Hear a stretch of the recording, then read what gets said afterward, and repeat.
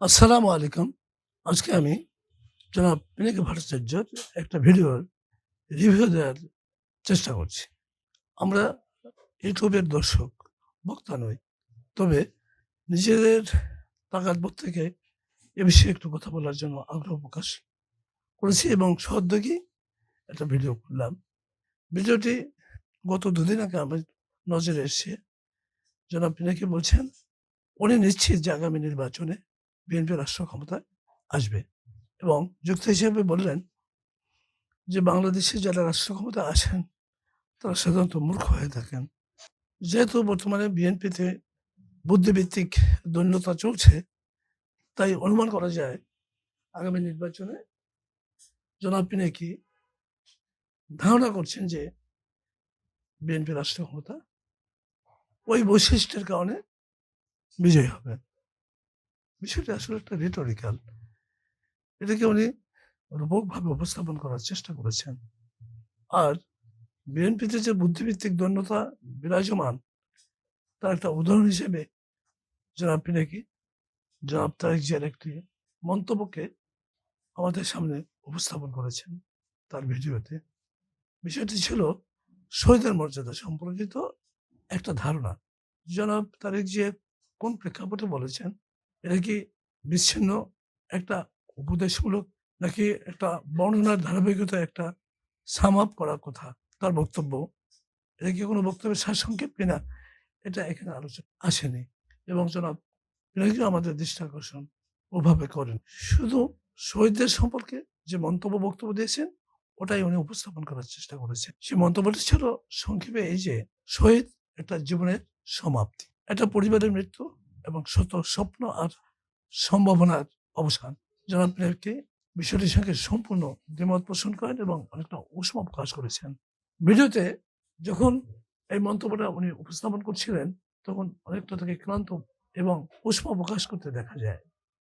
ব্যাপারটা এমন যেন এই কথাটা জনাব তারেক জিয়ার পক্ষ থেকে আসেনি। এটা কোনো সাজানো, বানানো কথা। এটা কি এমন বলতে চান যে এই জাতীয় বাক্য এরা ছন্দময় কবিতার মতো এটা ছাত্র ইউনিয়নের সাহিত্য সম্পাদক বললে এটা একটা মানানসই হতো। কোনো রক্ষণশীল রাজনীতিবিদ এরকম ভাষায় কথা বলেন না, এটার অনুশীলন তারা করেন না। ঠিক এই সূত্র ধরে জনাব গোলাম আলা রনি সেও একজন বিশিষ্ট ইউটিউবার, সাহিত্যিক, রাজনীতিবিদ, অনেকগুলি সে গুণান্বিত। জনাব রনি বললেন যে জনাব তারেক জিয়া তার নিশ্চিন্তায় তার বিবেক বুদ্ধি দিয়ে সাধারণত উনি বলেন না, ধার করা উনি কথা বলেন। আমি জানি না কোন সূত্র ধরে জনাব রনি মন্তব্য করলেন। এই ভিডিওগুলো আমাদের নজরে এসছে। জানি না এটা গোলাম মাওলা রনির নিজস্ব না, এখন তো এই জগৎ তো অন্যরকম। মানুষ ভিডিওতে শিরোনাম শিরোনাম একরকম, এর ভেতরটা অন্যরকম। অতএব বোঝা যায় না কোনটা যে কে কিভাবে বলছেন। তবে আমি তার ভিডিও দেখেছি, এভাবে বলার চেষ্টা করেছেন যে জনাব তারেক তার নিজের বিবেক বুদ্ধিতে চলছেন না। না তার নিজস্ব কোনো আয় আছে, না তার বুদ্ধির প্রাচুর্যতা আছে। ওনাদের ভাষায় এগুলো সব ধার করা। একজন জাতীয় নেতা, অবিসংবাদিত নেতা যিনি আগামী দিনে বাংলাদেশের জন্যে গুরুত্বপূর্ণ ভূমিকা রাখার জন্য তার সমর্থকেরা অপেক্ষা করছে। ঠিক এই মুহূর্তে জনাব গোলাম মাওলা রনির ভাষায় তারেক জিয়াকেও জয় বাংলা করবে পিনাকি ভট্টাচার্য, এরকম ভিডিও দেখা যায়। আর জনাব পিনাকি এই ৩ টা বাক্য যেভাবে গঠন এবং যাদের প্রক্রিয়া এবং যে মর্ম কথা, এটা বিষয়বস্তু নিয়ে বলতে পারেন, কিন্তু এটা ভারী কথা যেটা তারেক জিয়ার পক্ষে বলা সম্ভব না। আসলে ব্যাপারটা এমন নয়। আপনি অত্যন্ত উচ্চশিক্ষিত, আপনি নিজেকে অনেক উচ্চতায় নিয়ে গেছেন। এটা সত্য যে তারেক জিয়াও ঢাকা ইউনিভার্সিটির ছাত্র। আমি কথা বলছি, আমি ঢাকা কলেজ, ঢাকা ইউনিভার্সিটি। অতএব কে কোথায় কি পড়েছে এটা বড় কথা না। নিজকে কোন মর্যাদায় নিতে পারছে, কোন উচ্চতায় নিতে পারছে এটা বড় কথা। সেদিক বিবেচনা করলে আপনি অনেক উচ্চ মর্যাদার, অনেক উচ্চতায় আপনি নিজেকে নিতে সক্ষম হয়েছেন। এটাকে বলে সেলফ মার্কেটিং। আপনি নিজেকে চমৎকারভাবে জাতির সামনে, বিশ্ববাসীর সামনে উপস্থাপন করতে সক্ষম হয়েছেন। সুতরাং আপনার কথা মানুষ শোনে। দিন শেষে আপনার কথা শুনতে চায়। তো যখন আপনি শান্ত মেজাজে গঠনমূলক বলেন তখন ভালো বলে। আর যখন আপনি রেগে যান তখন আর মানুষ আপনাকে পিনাকির ওই জায়গা থেকে অন্যত্র অবস্থান দেন। এটা আপনি টের পান যে আপনার কোনটা সঠিক, কোনটা রাগের, কোনটা রূপক। এটা আমার বলার এখানে এই সংক্ষিপ্ত ভিডিওতে এটা উপস্থাপন করতে আমি পারব না বা আমার সেটা কাজও নয়। আবার ফিরে আসি জনাব তারেক জিয়ার আলোচনাতে আসি।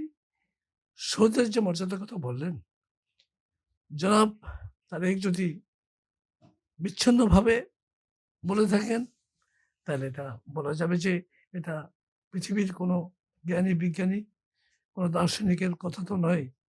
আর ইসলাম ধর্মের বিষয়ে পবিত্র কোরআনের সম্পূর্ণ বিপরীত, কন্ট্রাডিক্টরি। পবিত্র কোরআনে শহীদের মর্যাদা সম্পর্কে অনেক উচ্চ মর্যাদা বয়ান এসছে এবং সূরায় বাকারাতে প্রথমে এসছে শহীদ সম্পর্কে ১৫৪ নম্বর আয়াত।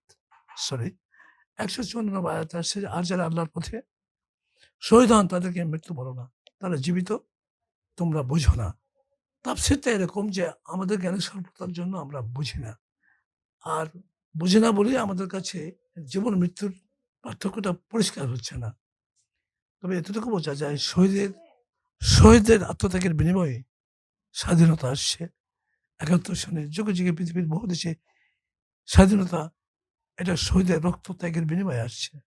মৃত্যুর পরের জীবনও তাদের উজ্জ্বল হবে। মৃত্যুর পরের জীবনও তাদের হবে উজ্জ্বল, কালারফুল এবং তার পরিবারও সম্মানিত হয় এবং আল্লাহ নিজ হেফাজতে উনি যেটাকে বলেছেন যে মৃত্যু না, এরা জীবন, এরা নতুন জীবন পান। আল্লাহ বলছেন মৃত্যুর মধ্যেই জীবন নিহিত। এটাও শহীদের প্রসঙ্গে এসছে। অতএব অন্যায়ের প্রতি প্রতিবাদ করাকে আল্লাহ উচ্চ মর্যাদা দিবেন, এটাই স্বাভাবিক এবং সেটাই হলো যে অন্যায়ের প্রতি প্রতিবাদ করে মারা যান সেই শহীদ। আত্মদ্বন্দ্ব, শ্রেষ্ঠত্বের অহংকার করে মারা গেলে এটা শহীদের মর্যাদা পাবে কিনা অনলি গড নোস, আল্লাহ ভালো জানেন।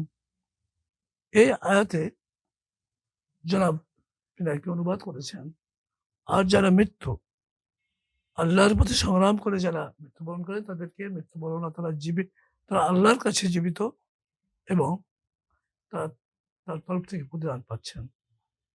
যথার্থ অনুবাদ হবে এবং এটা উত্তম অনুবাদটা এরকম হতো, আর যারা আল্লাহর পথে শহীদ হন তাদেরকে মৃত্যু বলো না, তারা জীবিত এবং তার রবের পক্ষ থেকে রিজিক প্রাপ্ত। এর বিপরীতে উনি হয়তো নিয়ে এসছেন অন্য তাফসীর থেকে, যে তাফসীর এভাবে লিখছে আল্লাহর কাছে জীবিত না, তারা জীবিত। এর ব্যাখ্যা করলে অনেক দিক, এটার অনেক বহুমাত্রিকতা রয়েছে, ওদিকে আর গেলাম না। যেহেতু তারা জীবিত এবং রিজিক প্রাপ্ত, সেজন্যই বোঝা যায় যে তারা সর্বত্রই জীবিত। আর যারা আমাদের শহীদ, আমরা যুগে, যুগে স্মরণ করি ভাষার শহীদ, ৭১-এর শহীদ। কি করে তাদের সমাপ্তি হয়? সমাপ্তি তো না। এটা একেবারে যথার্থই হয়নি। তো আমরা এই ভিডিওতে অনুরোধ করব জনাব পিনাকি, আপনি আমার চেয়ে বয়সে হয়তো ৩-৪ বছরের ছোট।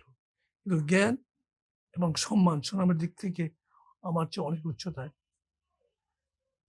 তো মানুষের ভুল ত্রুটি যেটা সম্ভাব্য সীমার মধ্যে রাখা সম্ভব সেটা আপনি রাখেন। আর যেটা আসলেই এটা সম্ভব নয়, কারেকশন দরকার। যেমন এই আয়াতের অনুবাদ, এটা আপনি বলেছেন, এটা আপনার কাছে আমরা কৃতজ্ঞ যে আপনি একটা বড় ভুল ধরিয়ে দিয়েছেন এবং আপনার মাধ্যমে মানুষ কোরআন থেকে কিছু জানতে পারছে। এই ভীরু জাতি, আপনি চাচ্ছেন যে তারা একটু সাহস অর্জন করুক। এত ভয় করা মৃত্যুকে জয় করতে হবে। তো সুতরাং আপনার মাধ্যমে মানুষ অনেক কিছু জানতে পারছে, শিখতে পারছে, প্রতিবাদী হয়েছে। অধিকার বঞ্চিত মানুষগুলো অধিকার আদায়ের জন্য সোচ্চার হচ্ছে, প্রস্তুতি নিচ্ছে। পাশাপাশি আপনি ছোটখাটো ভুলগুলো আপনি ধরলেন না। ধরলে তো ওই যে বলে জয় বাংলা করে দেবেন। ইতিমধ্যে অনেকের জয় বাংলার পথে। জয় বাংলা ছিল সম্মানের। এটা অপব্যবহারে এটাকে আপনি এখন নিয়ে এসছেন। একেবারে শীর্ষ পদ থেকে ভূপাতিত করে দিলেন।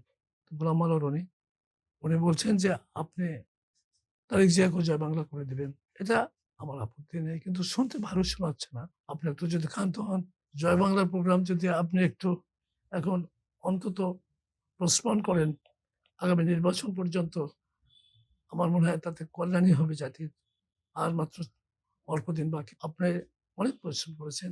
ফ্যাসিস্ট উৎখাতে একক অবদান আপনার চেয়ে আর কারো বেশি আমি দেখতে পাচ্ছি না।